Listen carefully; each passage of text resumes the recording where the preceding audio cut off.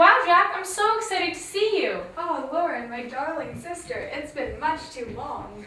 Oh, I'm so glad my baby boy is home. Now I can go back to staying home and taking care of my family. Ah, yes, kids. I'm going to be a lot busier too now that the war is over. It was really smart of me to invest in those stocks last year. You know that New York is New London. Oh, Papa, are we going to get lots of presents for Christmas this year? Ah, yes, honey. Things are looking up for the Smiths. Dear, you better put that away. You know the 18th Amendment was just passed. Alcohol is now illegal thanks to the women's Christian temperance movement. Oh, you're right. Well, anyways, darling, you know what I was just thinking about? If this turn in the economy lasts, I think we should buy a car. Revolutionary.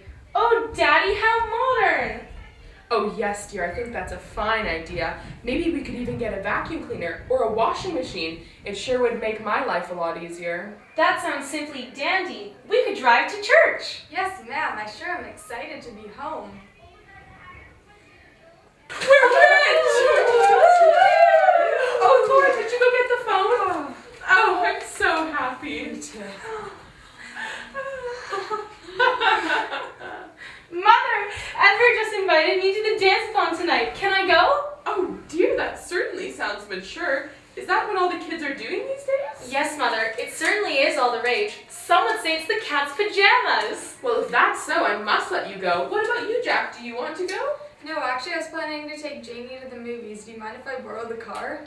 Certainly not, but I do need it during the day because we're buying a refrigerator. I'm sorry, Mother.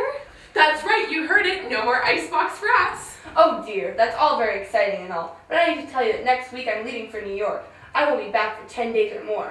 Must you be gone for so long? Darling, you know if I could I would, but as Coolidge says, what's good for business is good for America. It's about time this family gives back to our great nation. Well, I agree. It just seems that business is a bit of a religion in this country nowadays, don't you think? Well, when you're the center of the world's economy, things tend to look that way, I guess. Speaking of business, our neighbors just opened up a new art gallery. We should go by sometime. It's very popular. Surrealism seems to be the bee's knees nowadays. We should go get your dress too. Yeah, let's go get my dress. And the thimble wins again. Looks like I'm the winner. I'll get you next time. Oh, hi, Pops. How was your day at the office? I have some terrible news. The stock market crashed today. The country is in shambles. I don't see us recovering from this quickly. We'll most likely have to start fresh. Looks like we'll be playing a lot more parlor games for the next little while.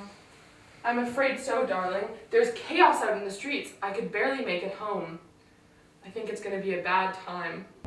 On Wednesday, October 23rd, 1929, the first waves of panicky selling began to drive down the price of blue-chip stocks, like Westinghouse and General Electric.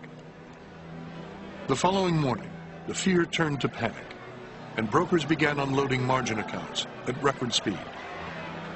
Stock prices plummeted sickeningly across the board, spurring the rush of sell orders from terrified speculators still more. As anguished shrieks rose up from the floor of the New York Stock Exchange, the visitors' gallery was cleared. In less than 2 hours, nearly $10 billion invested in stocks was simply wiped out. Honey, would you tune the radio to Roosevelt's fireside chat, please? Will do. Now that I've lost my job, listening to President Roosevelt is all I look forward to these days. I sure am glad that I voted for him. He did just implement unemployment pay, which is more than Hoover or Coolidge ever did for this country. Father, what does he mean when he talks about his 100 days of action? President Roosevelt is a solution to the economic downturn facing America. You see, darling, the government is putting money back into the pockets of American citizens. It has created jobs, public jobs. Like irrigation projects in hopes of rekindling the economy. It's called Roosevelt's New Deal. Lately, kids are coming to school hungry. You better not let that be me.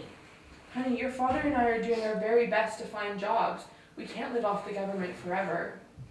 I wish the crash never happened. Remember the good old days? My, things have changed. Daddy! Call the doctor. Oh, John.